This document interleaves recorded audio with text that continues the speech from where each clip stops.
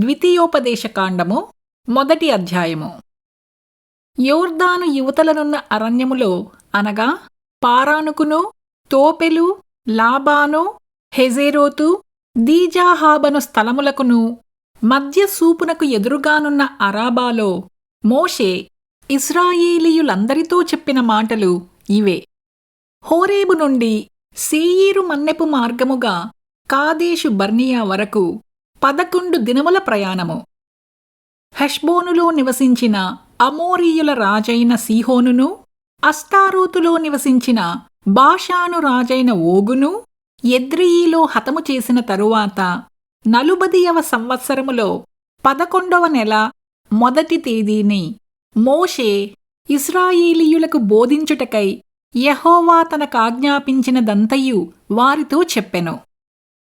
యోర్దాను యువతలనున్న మోయాబు దేశమున మోషే ఈ ధర్మశాస్త్రమును ప్రకటింప మొదలుపెట్టి ఇట్లనెను. మన దేవుడైన యెహోవా హోరేబులో మనకు ఈలాగు సెలవిచ్చెను. ఈ పర్వతమునొద్ద మీరు నివసించిన కాలము చాలును.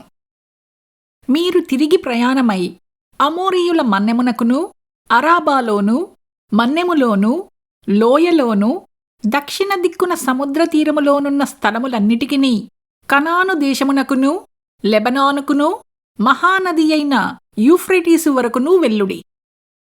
ఇదిగో ఆ దేశమును మీకు అప్పగించితిని. మీరు వెళ్ళి యెహోవా మీ పితరులైన అబ్రాహాము, ఇస్సాకు, యాకోబులకును వారి తరువాత వారి సంతానమునకును ఇచ్చెదనని నేను ప్రమాణము చేసిన దేశమును స్వాధీనపరచుకొనుడి. అప్పుడు నేను ఒంటరిగా మిమ్మును భరింపలేను. మీ దేవుడైన యెహోవా మిమ్ము విస్తరింపజేసెను కనుక నేడు మీరు ఆకాశ నక్షత్రముల వలె విస్తరించియున్నారు. మీ పితరుల దేవుడైన యెహోవా మీ జనసంఖ్యను 1000 రెట్లు ఎక్కువ చేసి తాను మీతో చెప్పినట్లు మిమ్మును ఆశీర్వదించునుగాక. నేనొక్కడనే మీ కష్టమును, మీ భారమును, మీ వివాదమును ఎట్లు భరింపగలను? జ్ఞాన వివేకములు కలిగి మీ మీ గోత్రములలో ప్రసిద్ధి చెందిన మనుష్యులను ఏర్పరచుకొనుడి. వారిని మీ మీద నియమించెదనని మీతో చెప్పగా మీరు నీవు చెప్పిన మాట చొప్పున చేయుట మంచిదని నాకు ఉత్తరమిచ్చితిరి. కాబట్టి బుద్ధి కలిగి ప్రసిద్ధులైన మీ మీ గోత్రములలోని ముఖ్యులను పిలిపించుకొని మీ గోత్రములకు న్యాయాధిపతులుగా ఉండుటకై 1000 మందికి ఒకడును, 100 మందికి ఒకడును, 70 మందికి ఒకడును, 10 మందికి ఒకడును వారిని మీ మీద నేను నియమించితిని. అప్పుడు నేను మీ న్యాయాధిపతులతో మీ సహోదరుల వ్యాజ్యములను తీర్చి ప్రతి మనుష్యునికిని, వాని సహోదరునికిని, వాని యొద్దనున్న పరదేశికిని న్యాయమును బట్టి మీరు తీర్పు తీర్చవలెను. తీర్పు తీర్చునప్పుడు అల్పుల సంగతి కాని, గనుల సంగతి కాని పక్షపాతము లేకుండా వినవలెను. న్యాయపు తీర్పు దేవునిదే. కాబట్టి మీరు మనుష్యుని ముఖము చూచి భయపడవద్దు.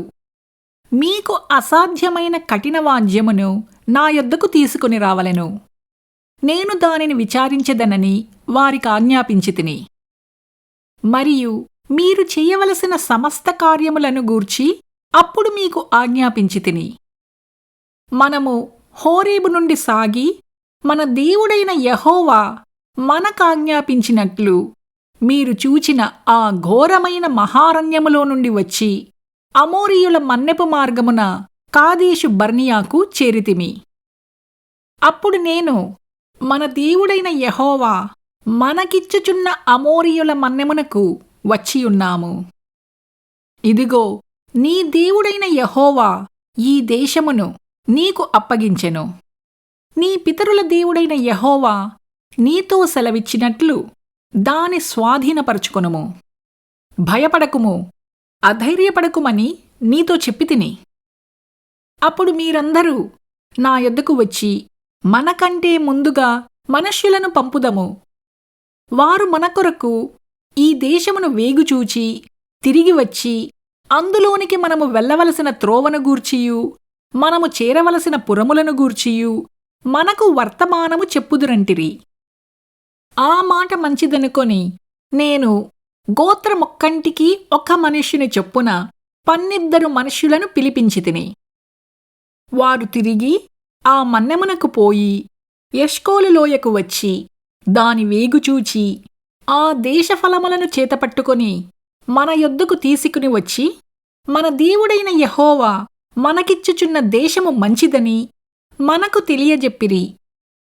అయితే మీరు వెళ్ళనొల్లక మీ దేవుడైన యెహోవా సెలవిచ్చిన మాటకు తిరుగబడి మీ గుడారములలో సనుగుచూ, యెహోవా మనయందు పగబట్టినందున మనలను సంహరించునట్లు అమోరీయుల చేతికి మనలను అప్పగించుటకు ఐగుప్తు దేశములో నుండి మనలను రప్పించియున్నాడు.